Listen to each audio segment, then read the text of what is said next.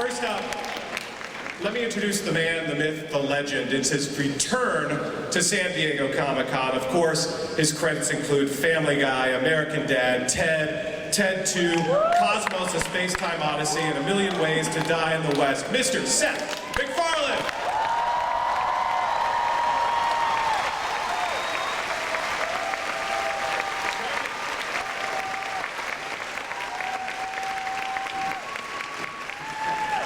First off, any last words, Quagmire? Giggity goo. My stomach's doing a weird thing today, so if I throw up, I promise I'll do it like 9 times. That will be right in key with Family Guy and everyone else. The correct answer, by the way, was moist, which may be your chair at some point today anyway, so. Yeah, no, I didn't even go to moist. You did not go there. Well, welcome back to Comic-Con. This is your first time back in a couple years, I understand? Yeah, it is. I don't, has it been 2 years? I think it's been a couple years, yeah. Really? Well, it's very nice to be back. You've been a little busy. Easy applause. You've been a little busy, so so I understand. It's you know, between the movies and the music and of course the TV and saving the world. How are you kind of dividing your time these days? What's Seth MacFarlane's day like? You know, I surround myself with a lot of very, very hardworking, talented people who make it look like I'm working a lot harder than I am. I believe it or not, I'm generally working on one thing at a time. I'm not a good multitasker, even though there's a lot of balls in the air. I'm physically... You said balls. Yeah, I did. Let's I just heard Mike Henry laugh. Mike Henry was laughing in the back. That's his brand of humor. But, you know, generally, you know, on a day-to-day basis, I'm usually only giving my physical time to one project. Slacker. I know. I suck. Well, right now it seems like music's pretty important. So next week, actually, on the 16th, you're doing your concert tour. Kind of begins. You're performing with the Baltimore Symphony Orchestra. Talk about that. This is the crowd for that shit, right? They love the Great American Songbook here at Comic-Con. Yeah. You know, I grew up. I was and remain a huge film score fan. I think John Williams is like the greatest. And you know, by the same token, I'm a huge fan of great orchestration. I've collected a lot of Nelson Riddle, Billy May type charts over the years, and you know, we're gonna sing some of them with a 90-piece orchestra. And you're going across the country. I'm giving you an opportunity to pimp your dates. I don't exactly know when they are, but you can probably find it on the internet. I hear that's a useful tool. I'm never prepared for this stuff. But you're also recording your 3rd album. Yes, correct. Talk about that real quick. It's sort of a Wee Small Hours type record of kind of dark, smoky, lushly orchestrated ballads. Yeah. Arranged by Joel McNeely of Young Indiana Jones fame. Yeah. I'm trying to connect it to something. Throw some geekdom in there. But you usually do something cool when you record an album. You use Sinatra's microphone, or you do something like that. Or you do we have in the past. Yeah, we're in there with the orchestra live, so we do the whole thing in like 3 days. I should also mention you're executive producing not only Bordertown coming up next season on Fox, but you're also an EP on Blunt Talk, the new Patrick Stewart show coming to Stars. That is one of the funniest shows I've ever had the privilege of working on. Yeah, Patrick Stewart stars as Walter Blunt, America's most trusted newsman. And it's created and written by Jonathan Ames, and I cannot speak highly enough of it. You're gonna dig it. It's going to be hilarious. I'm privileged to have my name attached to something that funny. Now I'm also going to put you on the spot and ask a question I know you get asked a lot lately, which is 2nd season of Cosmos. Any word yet? Can you give us any? At one point you tweeted that it was looking good. It is looking good. There's nothing official yet, but you know, the talks are happening, and everyone involved with the first one wants to do another one. So I can't tell you anything for sure yet, but I am optimistic. Very cool. A little applause there. Also, anything new on the movie front? You kicking around new ideas? What can you tell us there? Not at the moment. Not at the moment. I just spent 3.5 years doing back-to-back movies, and so I'm a little spent at the moment. Yeah. So I'm going to take a little bit of a vacation, and then dive into whatever presents itself next.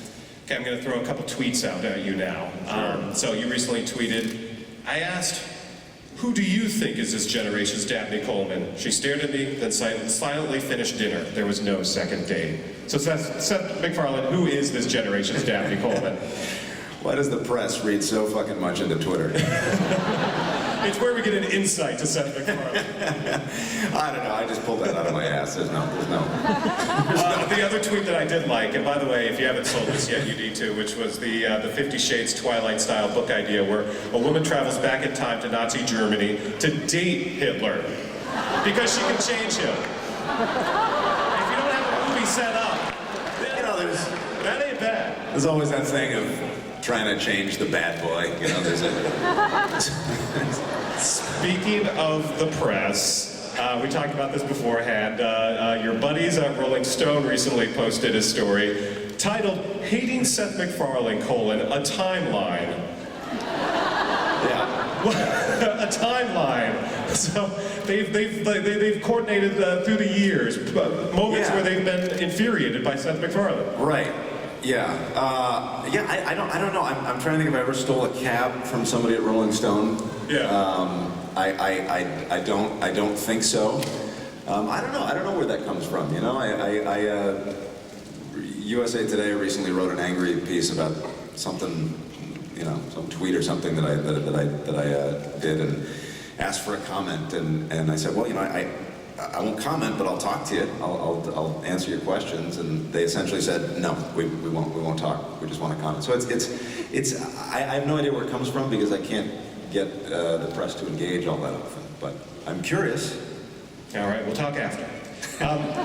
Real quick before we bring out the other cast, what is making Seth MacFarlane laugh these days? What are you watching, or what do you like out there? Who makes you laugh? I love Will Forte's show, Last Man on Earth. Yeah. One of the funniest new shows on TV. Amy Schumer's show is hilarious. Bill Maher, always a big fan. Love that show. There's some good comedy on TV. Absolutely. Well, let's bring out the folks from Co-op now. Let's do it. I'm dying. Let's do it. All right, so let's bring out our panelists.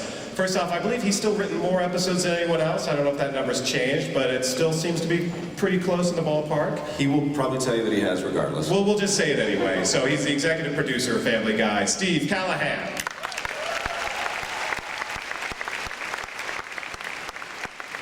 Steve, is that right? It is right, and now you made me seem like a liar, but check the internet, people. His credits include virtually every animated show ever, from The Simpsons, King of the Hill, American Dad, Cleveland Show, and now Family Guy. Executive producer Rich Appel.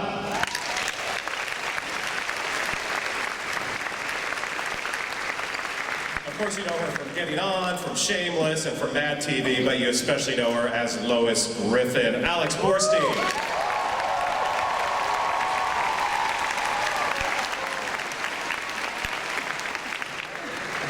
You know him from the world of Robot Chicken and going back to Buffy the Vampire Slayer. Everything in between. The crowd loves him. He's Chris Griffin, Seth Green.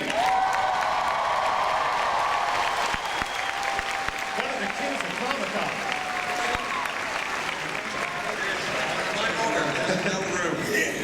And of course, he does it all. He writes, he produces, and he stars. Family Guy, Cleveland Show, American Dad, and he's the voice of Cleveland Brown, Mike Henry.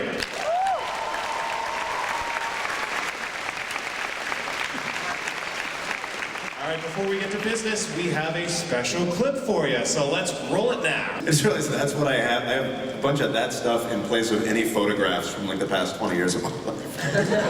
Oh, Seth. That's kind of sad. Well, let's kick it off by previewing next season. Since we just saw some of these clips, Steve, we talked beforehand about some of the things to expect this coming season. We've got some great episodes coming up. We saw a few clips of it, but one episode we're doing is where the guys discovered that Quagmire was actually a Korean soap opera star in his youth.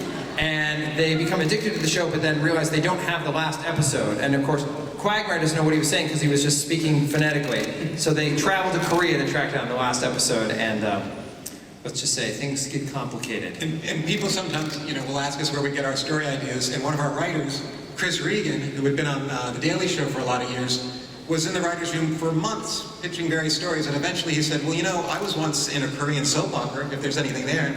So this is based on the Chris Regan story of once secretly being in a Korean soap opera. And Seth, you actually had to learn Korean for this episode. Did you have to learn Korean for this episode? I kind of sounded it out based on the phonetic translation that was given. I do not speak Korean.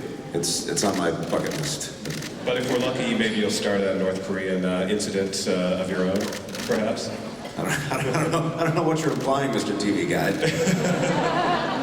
Well, our supervising director, Peter Shin, is Korean and was supervising this episode and enjoyed all of our phonetic Korean. And we did bring in some Korean actors to do some of the stuff, but Peter said that some of it wasn't quite accurate, even though we had to translate everything to make sure standards didn't think we were slipping a Korean swear word into the show. Yeah, anytime we have a foreign language spoken, or even a sign that's in a foreign language, standards always makes us provide a translation so they don't think we're secretly putting, sort of vagina like poop or something in Italian. Sort of like Vagina poop. that translator over there. They think that's what we try to do. They think little of us. We have some other fun episodes too. We have, in this next season, Stewie has his first nightmare, and after unsuccessfully with Brian trying to get to the root of the fears that are causing his nightmare. Who wrote that episode, Steve? I did. But Stewie decides to build a device that allows Brian to enter his sleeping mind so he can defeat this monster that's been haunting him in his dreams. And so we get an entire act of the show that takes place basically in Stewie's sleeping mind, which is a lot of fun. A very talented director of ours named Joe Vox directed it and just did an outstanding job bringing to life all that's going on in Stewie's subconscious. I want to ask Seth Green about, there's also an upcoming episode where Chris becomes a registered sex offender. That's true.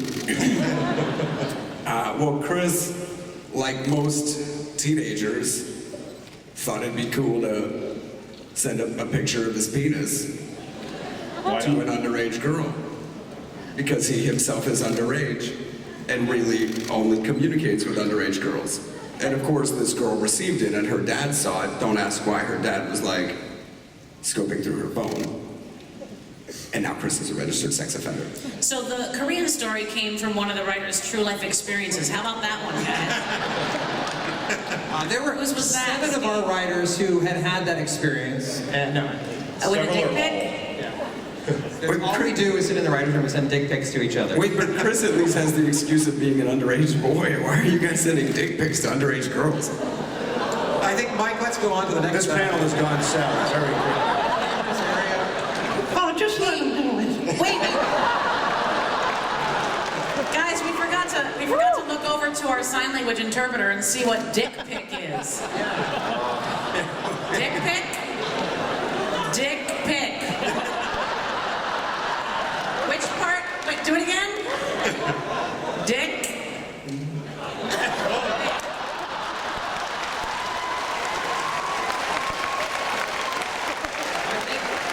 I think we also missed vagina poop.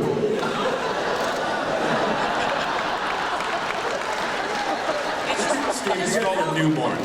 You guys also missed the translator handoff. There's a team down there.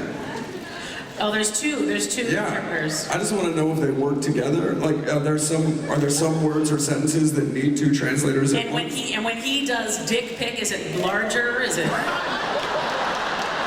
more accurate?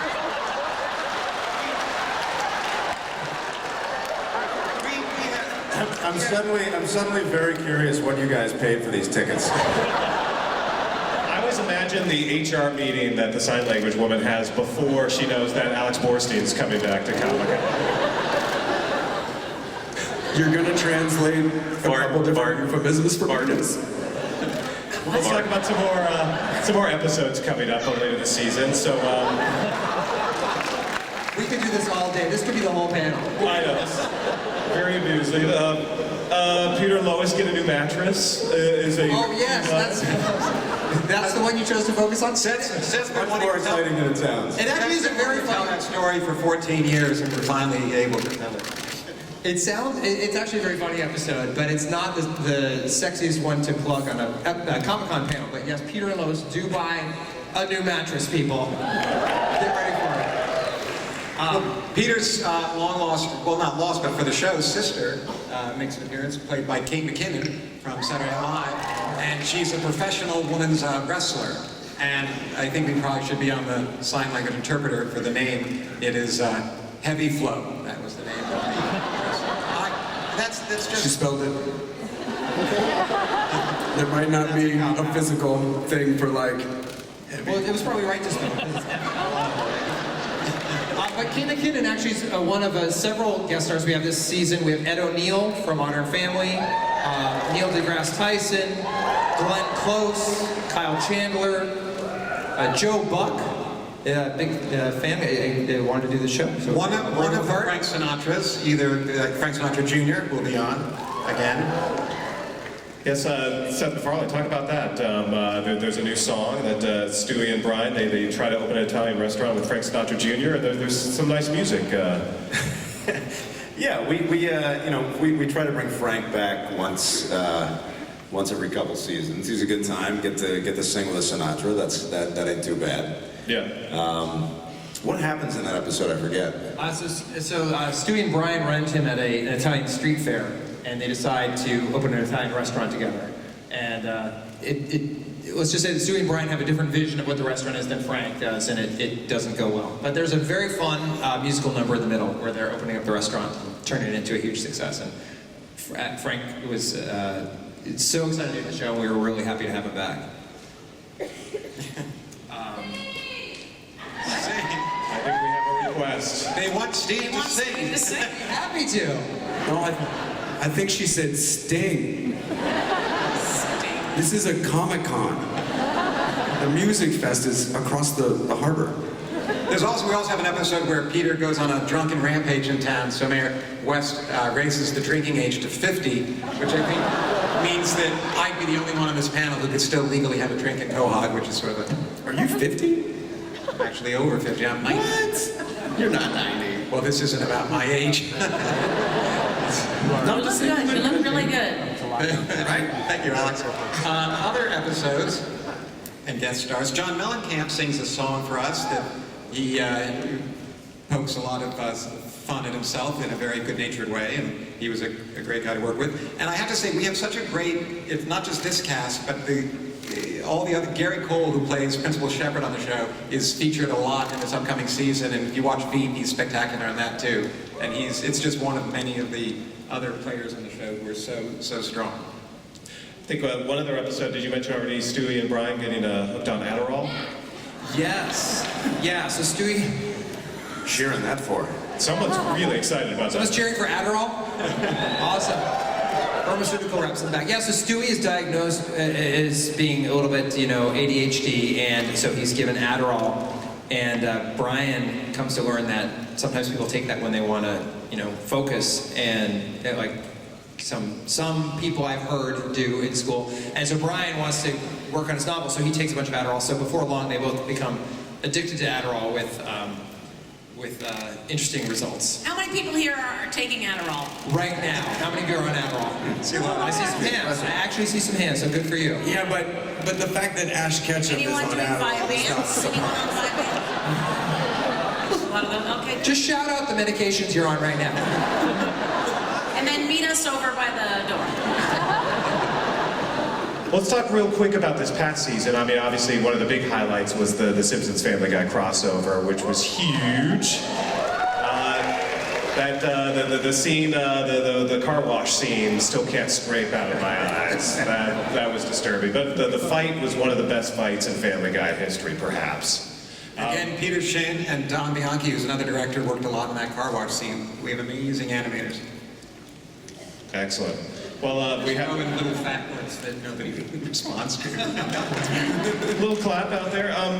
PTC wasn't happy with the episode where Stewie got pregnant with Brian's child, but you know, you gotta. Yeah, the PTC is the Parents Television Council. Yes. We're not their favorite show on television, maybe like third favorite. But yeah, they took issue with a couple things we did this past season, and It turns out they're actually, believe it or not, despite our conflict, I actually had drinks with the head of the Parents Television Council recently. And, Did you really? and he had lunch with Tim Winter. He had Appel he's an juice. incredibly nice guy, and it's interesting. I'm always fascinated by. That's why we Is he a parent? He is. He is, yes. He is. I guess we all make different choices. I'm doing this, and my kid's backstage. You know, it's just he's 6. You choose how to raise them, and you hope for the best, right? Did you guys basically agree to disagree, or? Yeah, you know, I'm always interested in meeting smart people who disagree with me, and you know, you tend to find more common ground than you think there is, and you know, I mean, it ended with the mutual understanding that, you know, they were still going to beat the shit out of us, but at least we broke bread. Very. And we did give him an oversized Peter Griffin T-shirt, which he has let us. He said he'll sleep in it, so that's something. That's not. I didn't make that up. And plus, we all sent him those dick pics, so just to show we're friends, you know. And yeah, they're all gifts. We have a treat. We have a treat for you guys now. In front of your on the desk, you have a couple of scenes, a couple of scripts here that we thought you guys might enjoy. Who would like to set up this first scene? I will. So yeah, we're going to do a little reading here. This is not that dissimilar to what we do in our office. For each episode, we have a table read, and these are scenes that will be familiar to you if you watch the show regularly. Yeah, we're starting with that one. Okay.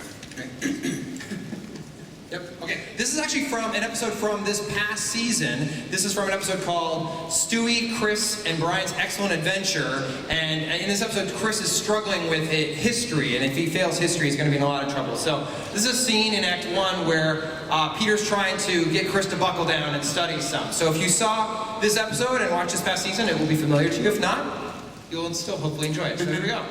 All right, so we're in the Griffin's house at night. It's in Chris's room. Chris sits at his desk in front of several open textbooks. Peter stands next to him. All right, Chris, now you got a lot riding on this history exam tomorrow. I know. Sam Cooke didn't know much about history, and he got shot in a hotel wearing nothing but a sports coat and a shoe. Yeah, that's hilarious, Chris, but we got to buckle down. Now, I'm going to help you study by nailing your door shut, and that way you'll have no choice but to hit the books. Peter exits and closes the door. We hear several beats of nailing. Then a cell phone on Chris's desk lights up, and we hear a text notification. Oh, crap, I left my phone in there. The door rattles. Damn it, it's nailed shut. Chris looks over at the phone. Dad, it looks like some girl sent you a picture of her privates. Oh, crap. Lois, I don't have the phone. Stop sending pictures.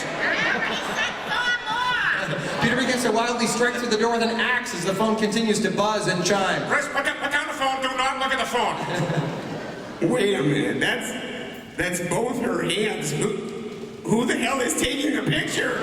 Peter finally chops through the door with the axe, races to the phone, and grabs it. All right, give me that phone and get back to work. And before you judge your mother, you did most of that damage.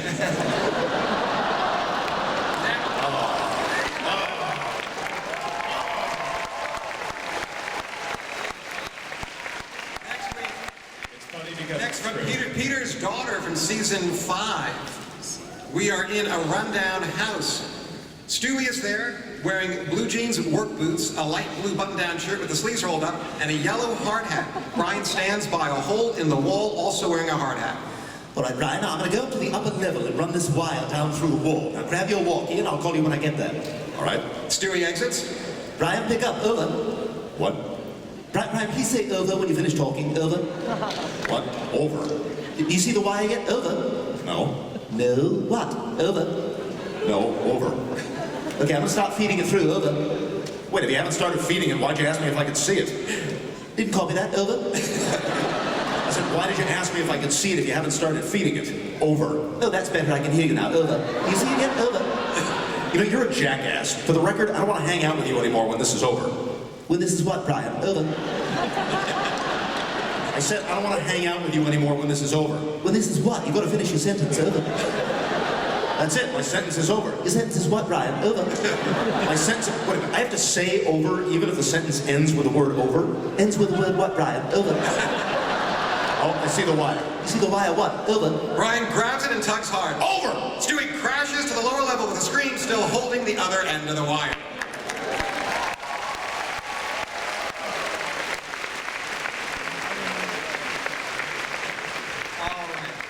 Mike, yeah? Okay, all right. So this last scene that we're going to read is from season 8, from an episode called And I'm Joyce Kinney. And we start in the Griffin's house at night. In the living room, the family minus Lois is watching TV. Lois enters from upstairs, dressed to go out. Hiya, lame asses. Whoa! We're having a nice time. Sorry.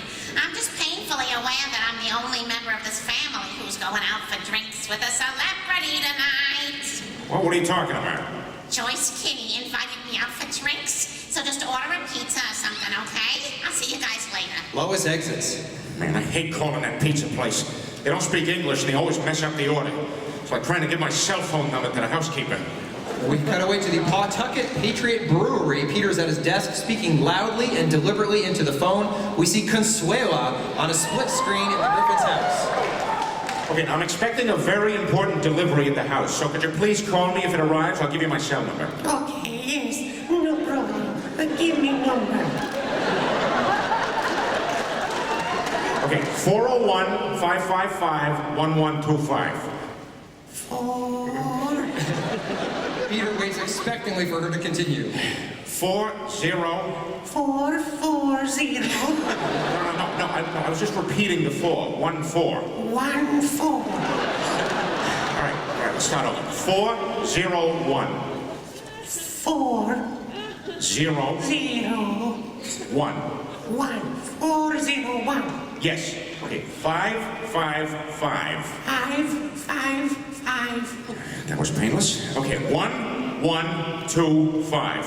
1125. There you go. You got it. 155. Wait, what? You say 1125. 155. No, not 1 1 and 2 5s. 2 1s. 2 1 1 1 2 5.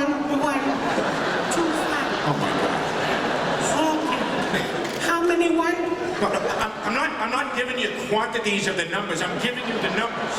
1125. Those are the last 4 numbers. Oh. 1 1 1 1 1 2 2 5. 5. Oh, I see. 1 1 2 5. Yes, 1 1 2 5. All right, now read the number back to me. Let me get my pen.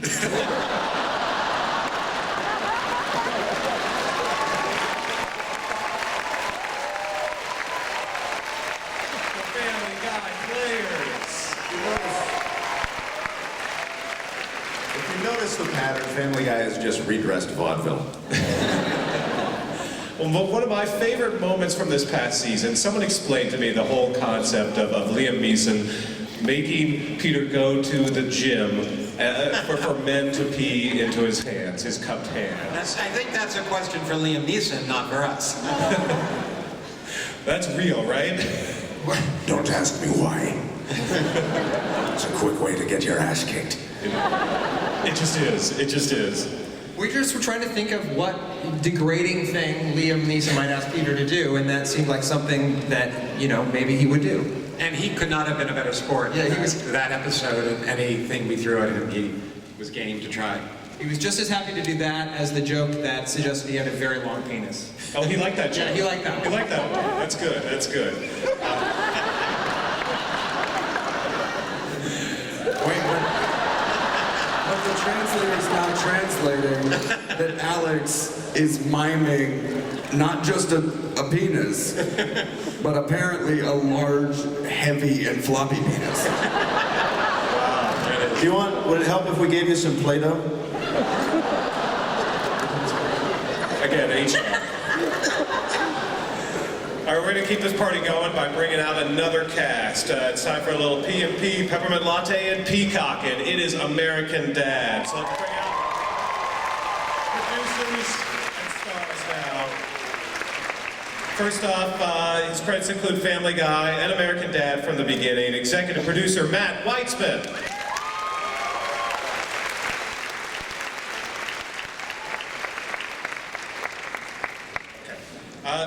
Next up, his credits include Friends. He's also been with American Dad from the beginning. Executive producer Brian Boyle.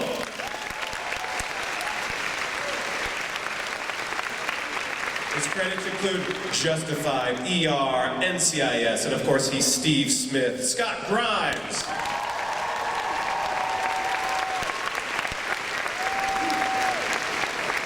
And her credits include stuff such as The Burbs, Small Soldiers, and a lot more. And she plays Francine Smith, Wendy Schaal.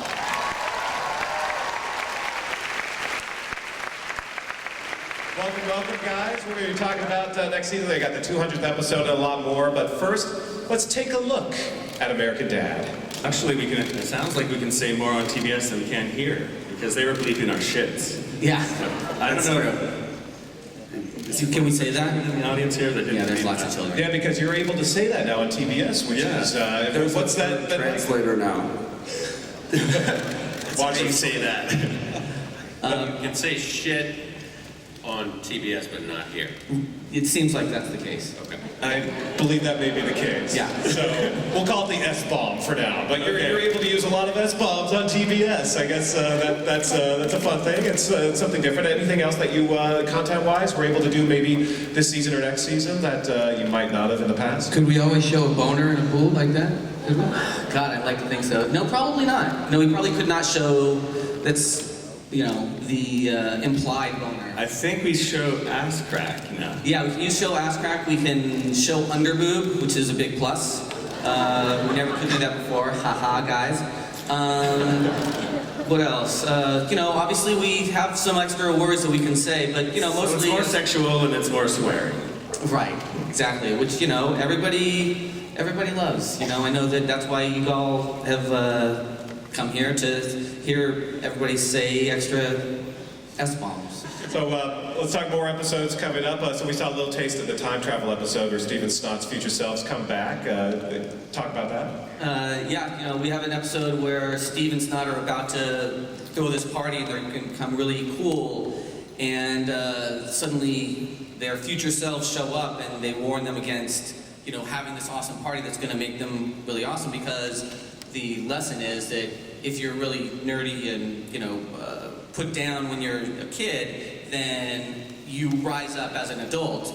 But if they become awesome as teenagers, then you'll become nothing as an adult. So basically, their future selves come back and warn them against having this awesome time at their party. It's pretty funny. Warn them not to be cool. I think that's future Steve when future Steve realizes he has a memory from high school of getting a blowjob, he knows that something's wrong. Right. Yeah, and he travels back in time. This is the cable show that came out. Can we say BJ? Can we say that here? I think so. Please watch your light. This woman's eating in the front row. Please. She's got a nice salad. Is that a salad? Other episodes, Francine practices to be a widow. I'm sorry? I couldn't hear that. What? Francine, the episode coming up where she practices to be a widow. Practices to be a widow. Oh, God, my hearing is a little... you want to talk about that, Wendy? I think that episode she starts to worry about what's going to happen to them, how they're going to survive, because they don't have life insurance or something like that. And so, she just wants to see what it's going to be like. So she just pretends Stan's dead and. Right. Well, she basically she's fine. She goes through this routine of pretending that Stan is dead, and then just so she can learn to be okay because one day that might happen because he's in the CIA and Stan discovers it and he's upset by it and it's a very touching, It starts with her, she's just having fun. Whenever Stan goes away, she and Roger go out and play widow. They play the widow game, right? Right. And they get free steaks. You know how widows are. They're always butchers hit on widows. It's to abuse their widow. Dude, they're coming up for you right now. I see all the widows. That's the butchers. Oh, the butchers. And you guys have a two-part Stan episode? Yeah, we have a two-part Stan episode where Stan loses religion. He has a crisis of faith, and it's eventually what kind of turns him into being okay as he becomes feeling like he is the next Noah. And it's pretty, I think that we got the idea for the episode, we were sitting around, somebody looked up on the internet how big a ship would have to be to hold 2 of every animal.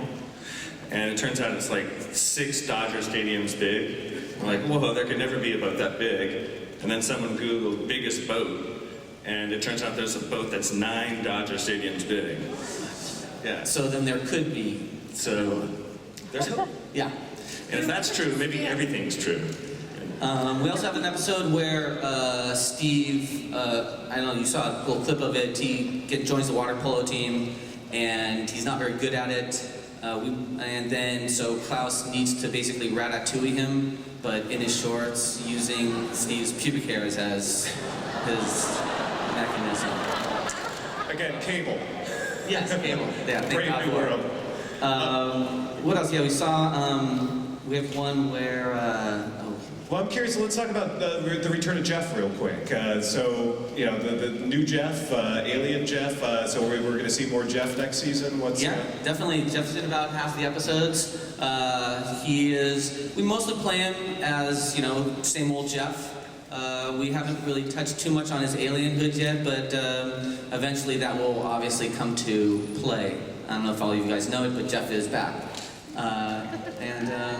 We love him. He's great. He's always been great. And you guys, there's been a swath of appreciation on the boards, and we do actually, or I do, kind of obsessively base my day on whether or not you guys positively review these episodes, and which is something I have to stop doing because there's times when there's less than positive thing, if you can believe it or not. There's some criticism, but that's okay. Everybody's entitled, and but we're having a great time making our episodes, and mostly you guys are having fun. You guys are having a lot of fun with sci-fi these days. So talk about that and really just going whole hog with the sci-fi. Yeah. Well, actually, it's funny because seasons seem to kind of have themes that we aren't even aware of. Like there's been lots of sci-fi in certain seasons, and this season we actually end up doing a lot more sports episodes. We have like a basketball episode where Steve and Roger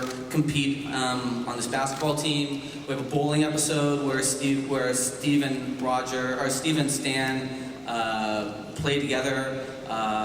Water polo. Stan and Francine end up on the kiss cam together, and it goes terribly, and Stan worries about his entire relationship with his wife based on that. What else do we have? We have a joke about Manute Bol. Lots of sports stuff. Well, you guys also have scripts in front of you. So as a treat, why don't you guys set this one up? Okay, now wait, hold on a second. I have the S word in here, so I'm not supposed to bleep myself. I'll replace it with S-bomb. word. So guys, just to let you know. Everybody know my mom was saying shit when I was 6. It's fine.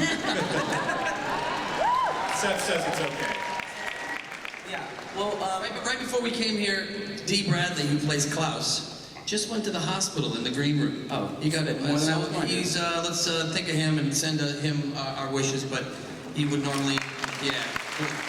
So I will try to do Klaus. Yeah, and I'm gonna be Haley. So in order for me to get into character, I'm just gonna And did you say why she's not here? do that. Actually, Seth, congratulations. You're a new uncle. So Yeah, that's right. Rachel just had a second daughter. Yep. Oh yeah. Yeah, that's right. We can't. Are you just finding out now, Seth? It's a little hard to hear on this All we side. hear is the echo and not the actual word. There's a baby in the hospital? What just happened? I think you're a father or something now, Seth? Congratulations, Seth. Dee Bradley Baker ate a baby? Yeah. Your baby? We heard. All right, this is an episode that we table read, similar to the way that Family Guy does it. We all get together, we read it once and see what's funny and what isn't. And oftentimes, you know, the writers end up having to replace the actors because for one reason or another they can't make it to the read. So this is too real. This is from the show called Next of Pin. It's where Steve An upcoming episode. Steve and Stan bond over the first thing that Steve has ever done, that, like any sport, that he's able to bond with him over, and it's bowling. So they are killing it at bowling. We are in the Smith house. The family's in the kitchen. Roger is fixated on his smartphone. And not only am I molding Steve into the best bowler this side of Chimdale, he came up with just about the funniest joke names for the scoreboard I've heard in my life. Isn't that right, Mr. Butt? Sure is, Dr. Balls. They hug warmly. Do you have to hug after every stupid thing you say? And there's a big father-son tournament tomorrow night. Yeah, we're pretty much a lock to win. You guys should all come. Huh? Oh, that's me, Roger. Think you can make it? Roger responds while still swiping away on his phone. Yeah, of course. Yeah, you kidding me? Wouldn't miss it. That's great. And to the victory party after the tournament? Tournament? That's the first time hearing of this. What is it, like a checkers thing? Oh my God, Roger, you have no attention span. How dare you! Roger smacks his plate of food off the table. Francine goes to clean it up. Leave it!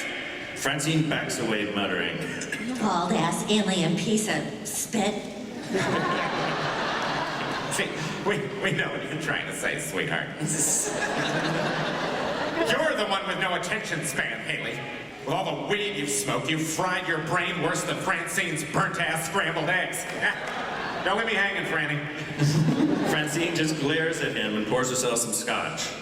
I will settle this. Now here goes the fish. I propose a contest. That will settle which of you has the worst attention span.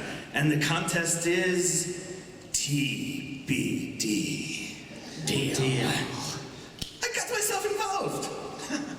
Well, that would have been funny. It's Klaus. Klaus said you got involved in it. Dee was here, you guys would be rolling right now.